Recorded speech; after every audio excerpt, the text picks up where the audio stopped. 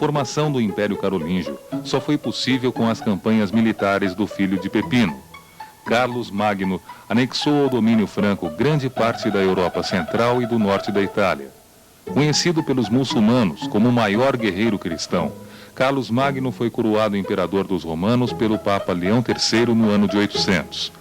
Dessa forma, a Igreja queria reviver o Império Romano do Ocidente e unificar a Europa conforme seus próprios interesses.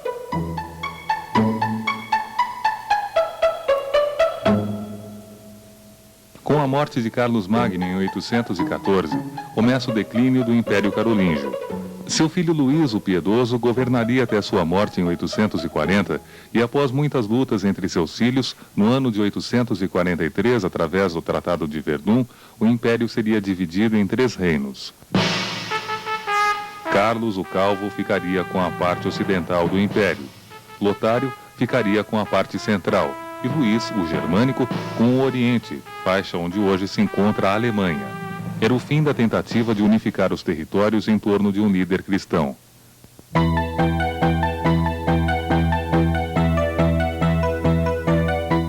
Novamente, uma nova reorganização foi necessária. Surge então o feudalismo, tipo de organização política, social e econômica da Idade Média Central.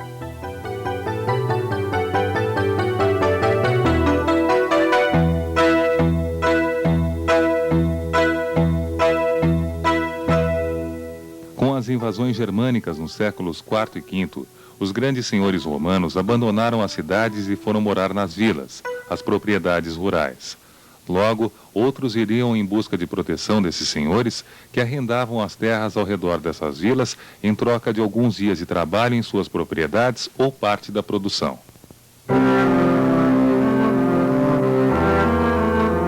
Instituiu-se assim o colonato, relação onde o camponês deveria ficar preso à terra arrendada até sua morte.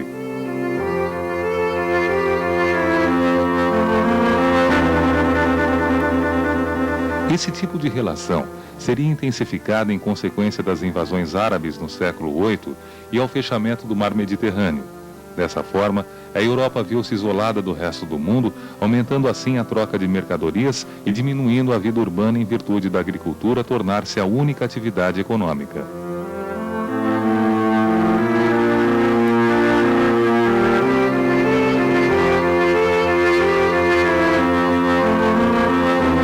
Como consequência, surgem os feudos, um castelo que era a habitação do senhor feudal e, ao redor, uma aldeia, as terras cultivadas, pastos e bosques, onde produzia-se o necessário ao próprio sustento do feudo, com o comércio feito à base de trocas.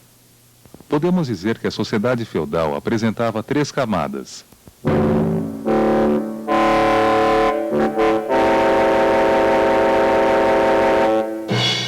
O clero, que tinha grande prestígio, poder e grandes propriedades de terra, já que recebia muitas doações, heranças e esmolas, e tinha muito interesse em que o feudalismo permanecesse, uma vez que administrava todos os outros feudos. A segunda camada seria dos nobres, sendo o rei o mais importante.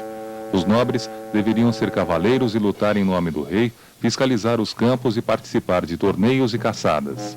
E, finalmente, a maior parte da população, os campesinos, sendo em sua maioria servos, que deveriam entregar metade de sua produção ao senhor. Havia ainda os ilões, proprietários de terras do tempo dos romanos, que cediam suas terras ao senhor em troca de proteção. Dentro da nobreza, havia ainda uma outra relação. O senhor feudal entregava terras a outro nobre, um vassalo, que em troca iria jurar lealdade e prestar serviço militar a esse que seria seu suzerano. Já as relações entre servos e nobres não eram assim tão amigáveis. Os servos deveriam cumprir com certas obrigações que recebiam nomes específicos. Talha, a obrigação do servo de dar metade de sua produção ao senhor. A corveia era a obrigação de trabalhar alguns dias da semana nas terras do senhor. O pagamento feito pelo servo ao senhor ao usar suas instalações, como o forno, o moinho e a destilaria, chamava-se banalidades.